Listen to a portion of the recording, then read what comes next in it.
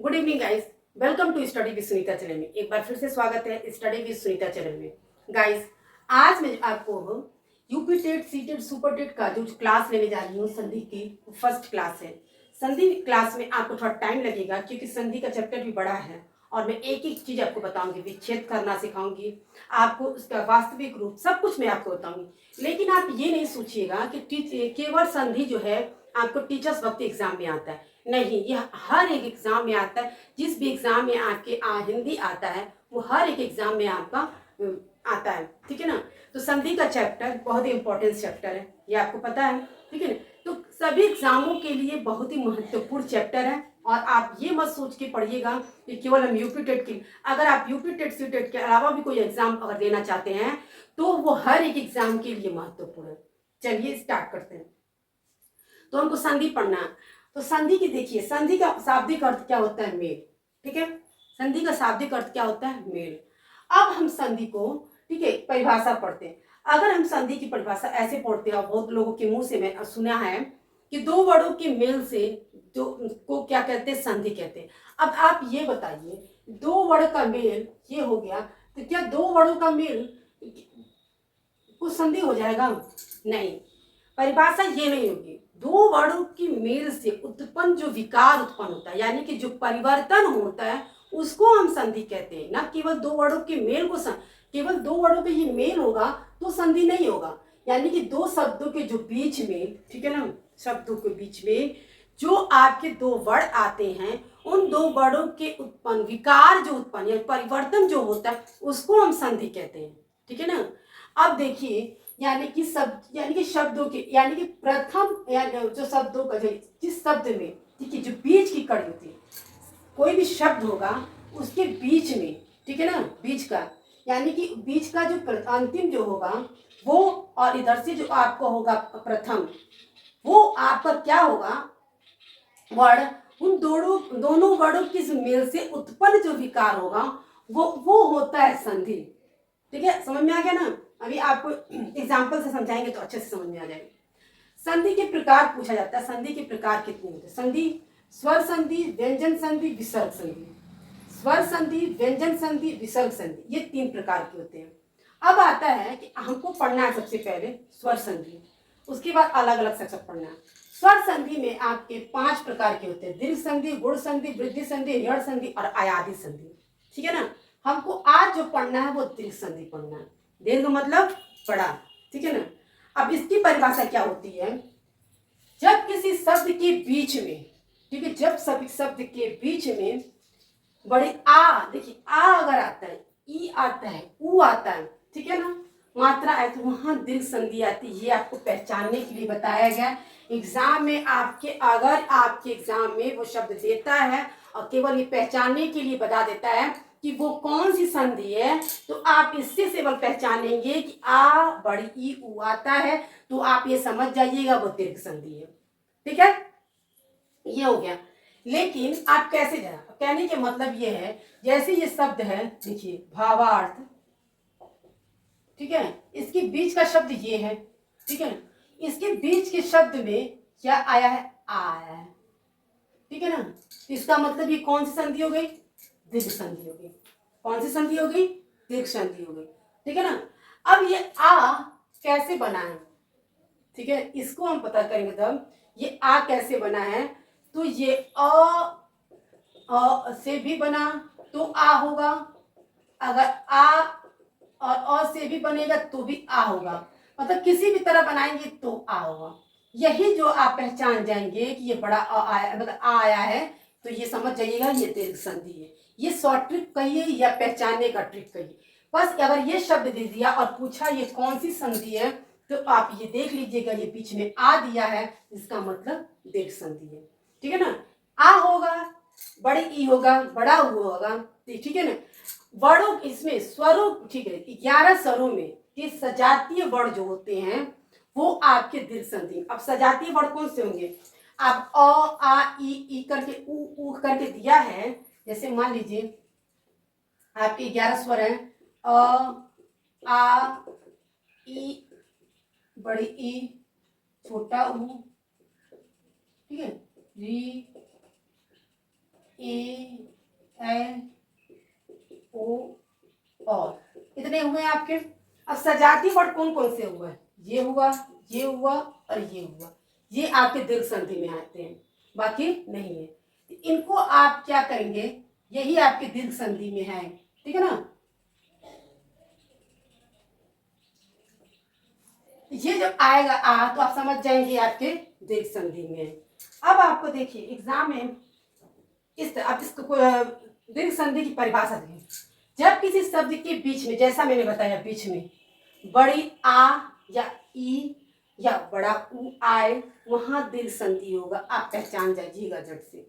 अगर यहाँ पे अ होगा, ठीक है ना, तो ठीक है, तो क्या होगा, प्रथम वर्ण आपका अ, प्रथम वर्ण अ और सॉरी अंतिम वर्ण अ या आ जो भी होगा। अच्छा, और उधर से भी होगा अंतिम या अ, यानी कि कुछ भी होगा उसका अर्थ आपका आ ही आएगा, ठीक है ना। केवल आप इससे आप पहचान गए आ है तो आपका दीर्घ संधि है, ठीक है। केवल आप ये शब्द में देख लिए आ है तो आप समझ जाइएगा क्या कि आपका दीर्घ संधि है। कैसे हो देखिए, अगर आपको देखिए, अगर हम आज आपको केवल वास्तविक विच्छेद बताते हैं, कोई विच्छेद अगर आपको दिया रहे, ठीक है, अगर आपको उसका वास्तविक रूप लिखना हो तो कैसे लिखेंगे, ठीक है ना। अब जैसे आपने समझ लिया कि आप व्यंजन दीर्घ संधि कि जब किसी शब्द के बीच में आ ई उ आएगा तो मात्रा, तो आप समझ जाएंगे कि दीर्घ संधि होगी, ठीक है। जैसे देखिए यहाँ पे अगर आएगा अ भी तो आ हो जाएगा, ठीक है ना। भावार्थ आप इसी से आपको केवल समझना है कि कैसे आया तो ये भावार्थ हो गया। यही आपको हम समझाते हैं। ये संधि विच्छेद से इसका वास्तविक रूप आप कैसे करेंगे। देखिए, जैसे देखिए भाव, इसी तरह से इसका विच्छेद रहता है, लिखा रहता है उसमें, और आपको पूछता है कि किस कौन सा है, तो आपको ये समझना है। तो मैंने जो अंतिम वर्ण और प्रथम वर्ण कह लिए दो शब्द, यहाँ दो शब्द दिया, इसका अंतिम वर्ण और इसका प्रथम वर्ण लिया जाता है। जब तो आपको कब ये लिया जाएगा, ऐसे तो दिया रहेगा तो आपको पता नहीं चलेगा, ठीक है ना, कहाँ गया ये ऐसे, ठीक है। जब इसका विच्छेद करेंगे तब, और जब विच्छेद में आपको क्या है, ये है आपका इसका अंतिम वर्ण, इसका प्रथम वर्ण, इसका अंतिम वर्ण क्या आ रहा है आ, ठीक है, और इसका प्रथम वर्ण क्या आ रहा है अ, तब भी ये हो गया आ, तब भी ये हो गया आ, ठीक है ना। अब देखिए इसको हम कैसे करेंगे, इस भावार्थ को,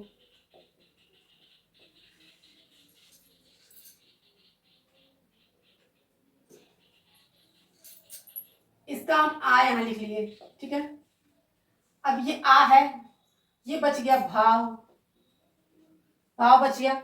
अब चूंकि इसमें से हमने आज यहाँ पे लिखा है तो उस व का, तो ये हो गया आपका अधूरा, और जब अधूरा हो जाता है, आधा हो जाता है, तो यहाँ पे लग गया हलंत, यहाँ बच गया अर्थ, ठीक है ना। अब इसका वास्तविक रूप, तो इसको ये पूरा करेगा, ठीक है। जब इसको ये पूरा करेगा तो भावा हो जाएगा, और ये हो जाएगा आप, क्या हो जाएगा भावार्थ, वो क्या ना शब्द, यही आपका था भावार्थ। उसी तरह से और भी होंगे, परम अर्थ है, ठीक है ना। जब परम, ये इसका जब विच्छेद वो करेंगे तो इसका अ आएगा, ये अ, ये दोनों मिलके, अब जैसे यहाँ पे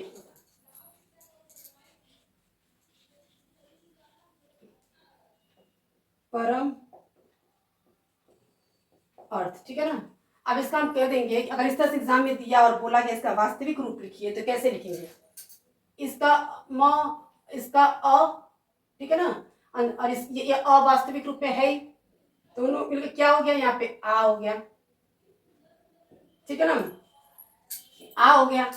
अब यहां से जब हम क्या लिए, परम हलंत लिए, क्योंकि इसमें से जब मैंने आ निकाला, ठीक है, तो ये आधा हो गया, दिया हो गया, और यहां जब हो जाएगा क्या हो जाएगा, ठीक है, क्योंकि यहाँ का आ निकला यहाँ पे, तो जब ये आ इसको पूरा करेगा तो क्या हो जाएगा परमा, और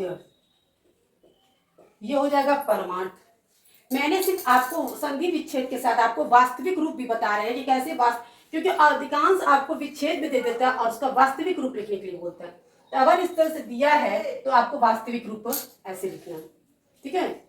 तो इस तरह से आपको करना है, ये समझ में आ गया। इसी तरह से देखिए आपको क्या है, इसी हिम धन आलय, यानी कि इस आ से आप ये पहचान जाएंगे ये आपका दीर्घ संधि है और ये है आपका।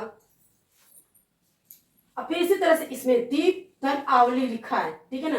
ये लेकिन जब इसका ये तो ये क्या है, जब इसका करेंगे यहाँ पे ये आ, इसका आ जब निकालेंगे तो क्या हो जाएगा, आ दीपावली, यानी कि इस आ से आप समझ जाएंगे कि दीर्घ संधि है। आपको ये समझ में आ रहा है कि जब पहचान भी जाएंगे अच्छे से, ठीक है। अब है ई की, छोटी ई चाहे बड़ी जिधर से भी रहता है आपके विच्छेद के अकॉर्डिंग आपको समझ में आया तो आपको बड़ी ई होगा, और ये जहाँ बड़ी ई होगा वो दीर्घ संधि होगा। ये देखिए यहाँ आप छोटी ई लिखा है तो आप समझेंगे कैसे कि ये कैसे बड़ी हो।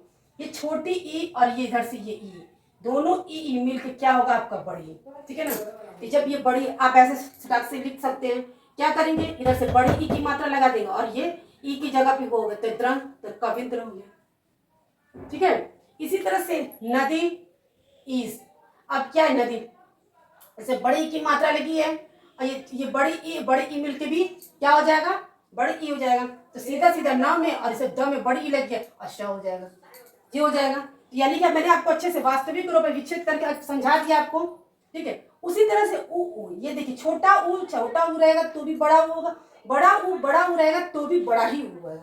ये आपको बस समझ लीजिए, चाहे जैसे आगे पीछे जैसे भी हो लेकिन वही होगा। आ होगा तो ही आ होगा, अ होगा तो भी आ होगा, आ तो भी मतलब यही होगा।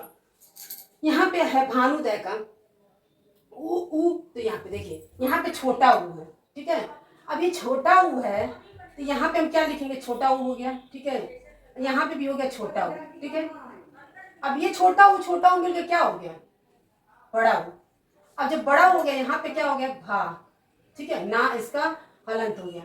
यहाँ पे हो गया आपका निकल गया द, ये ऊ इसको जब पूरा करेगा तो ये हो जाएगा भा और ये द, यानी कि इस विच्छेद का वास्तविक रूप हो गया, समझ में आ गया। तो ऐसा भी क्वेश्चन एग्जाम में आता है कि आपको विच्छेद दे दिया और उसका वास्तविक रूप लिखने के लिए कैसे करो, और विच्छेद तो आप कर ही ले रहे हैं, ठीक है। ये थी आपकी दीर्घ संधि, यानी कि परिभाषा समझिए कि दो वर्णों के परस्पर मेल से उनके अंदर जो उत्पन्न विकार होता है, जो परिवर्तन होता है, उसको हम संधि कहते हैं, ठीक है। अगर विकार उत्पन्न नहीं होगा, जब परिवर्तन नहीं होगा तो वहां संधि नहीं होगा, ठीक है। ये होता है संधि के प्रकार में, स्वर संधि, व्यंजन संधि, विसर्ग संधि। स्वर संधि के प्रकार में है दीर्घ संधि, गुण संधि, वृद्धि संधि, यड़ संधि और आयाति संधि। दीर्घ संधि में है दीर्घ संधि मतलब बड़ा, कि जब किसी शब्द के बीच में, ठीक है, बड़ी ई, ठीक है, आ बड़ी ई छोटा ऊ, सॉरी बड़ा ऊ आएगा तो वहां दीर्घ संधि। ये तो आप पहचान जाएगा, जो भी आपने देखा यहाँ पे कि यहाँ बड़ा आ आया यहाँ पे, ठीक है ना, यहाँ पे बड़ी ई आई, यहाँ बड़ी ई आई, बड़ा ऊ, ये जब भी आएगा तो आप समझ जाइएगा कि आंख बंद करके ये दीर्घ संधि है। अगर इस तरह से दिया है, वास्तविक रूप में दिया तो सिर्फ पहचानने के लिए ऐसे कर सकते हैं। अगर आपका विच्छेद दिया और कहा वास्तविक रूप में करने के लिए, तो मैंने आपको बता दिया कैसे करना है। विच्छेद करने के लिए भी मैंने बता दिया कैसे इसको विच्छेद करना है, आप इस तरह से कर सकते हैं, ठीक है ना। अब आपको ये इसलिए लिख दिया गया है कि आ भी रहेगा तो आ होगा, आ होगा तो भी आ ऐसे करके कहने का मतलब आगे पीछे जैसे भी होगा। अगर छोटी होगा तो भी बड़ी होगा, बड़ी होगा तो भी बड़ी होगा, तो किसी भी तरीके से वही होगा।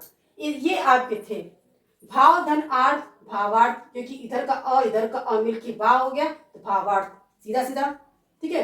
परम अर्थ यानी कि इसका और इसका मिल के आ हो गया तो परमार्थ, ठीक है। ऐसे सीधे सीधे भी आप कर सकते हैं।